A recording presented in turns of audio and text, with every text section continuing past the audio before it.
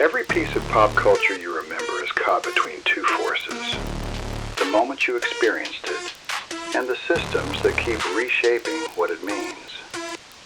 We trace how nostalgia gets rewired by machinery you were never supposed to see. This is Drift Philosophers, Tokyo Protocol.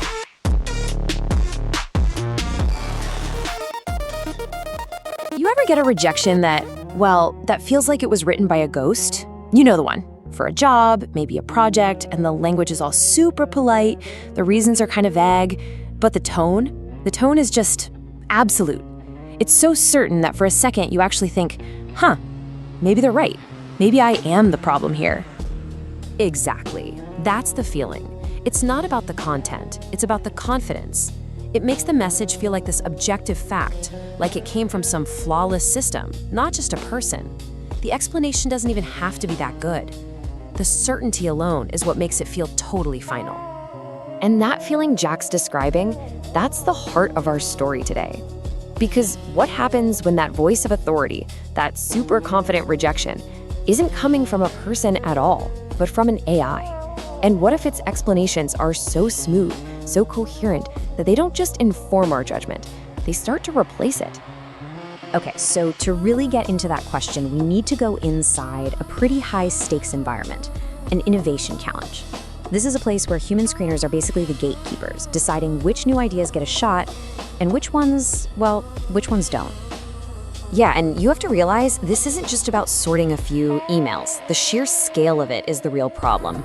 I mean, just imagine being one of those evaluators, staring at a giant digital mountain of applications. Your job is to find that one diamond in the rough, and you know that if you get tired, if you slip up, a great idea might just get buried forever. And that's the exact number from the study we're looking at. This was a collaboration between researchers at Harvard Business School and MIT Solves Global Health Equity Challenge. 531 applications? I mean, the cognitive load on those human reviewers is just immense. Oh, for sure. You're tired, you're under pressure, you're looking at submission after submission, and after a while, they all start to blur together. When you're in that state, your brain just naturally starts looking for shortcuts. It has to. It's the only way to get through the pile. And that is exactly where the experiment comes in.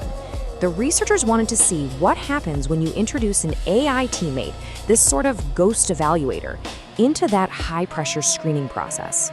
So here's the core of the experiment. They tested two different kinds of AI help. Some of the human evaluators just saw the AI's recommendation, a simple pass or fail. Let's call that the black box AI.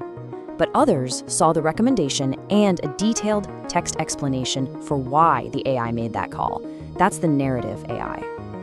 You know, what's wild when you look at this is just how small the change is. On the left, it's just the human doing their thing. And on the right, the black box version, the only difference is those little green check marks and red X's from the AI. It's such a simple, quiet nudge, but it's a powerful one. And then you get this. With the narrative AI, you don't just get the red X. You also get a whole block of text, a reason. Suddenly, the AI isn't just giving you a verdict anymore. It's telling you a story to justify it.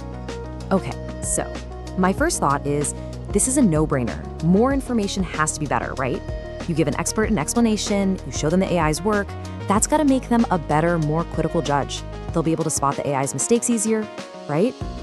Well, that is the central question of this entire study, isn't it? Does that transparency, that AI-generated story actually empower us, or does it maybe do something else entirely? Well, the data was pretty stunningly clear. Giving humans AI assistance made them almost 20% more likely to agree with the AI's recommendation. But here's the real kicker. The AI was most effective at convincing humans to say no. For fail recommendations, agreement jumped from just 38% to over 60%. And this gets us to the core concept from the paper, what they call the Human-AI Oversight Paradox. It's this bizarre idea that the very feature designed to empower our judgment, the explanation, actually made us less independent. Instead of making us better critics, it just made us more likely to go along with the machine. Whoa, okay, hold on. That is not what I expected at all. So why? What is it about a simple text box that has this, hypnotic effect on experts? It's not just information. It sounds more like a Jedi mind trick. So the researchers dug into that. They had another group of experts rate the AI's explanations on 3 qualities. How clear were they? How informative were they? And, this is the crucial one, how persuasive did they sound? And what they found was that the single biggest predictor of whether a human would agree with the AI wasn't the facts. It was the story. And this quote from the paper just says it all. The relationship was strongest for persuasiveness. For a tired human brain sifting through hundreds of applications, a coherent, confident-sounding story is a really powerful shortcut. The narrative ends up becoming a substitute for actually doing the deep analysis yourself. And boom, there it is. That takes me right back to the rejection letter at the beginning. The authority wasn't in the facts, it wasn't in the details, it was all in the delivery. It was the sound of certainty. The system was just really, really good at sounding right.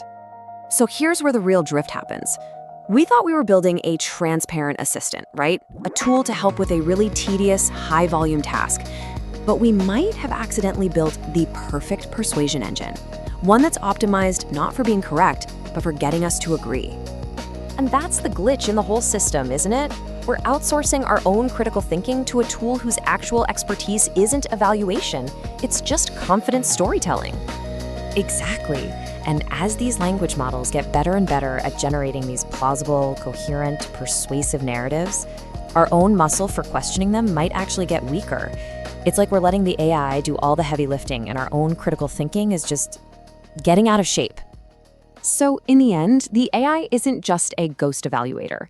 It's becoming a ghost writer for our own decisions. We think we're still the ones in charge, but really we're just signing off on the story it wrote for us. And that's the question we're left with. In a world that's about to be flooded with these AI-generated narratives, we have to ask ourselves, when the machine's story is just that good, do we even bother to keep looking for the truth?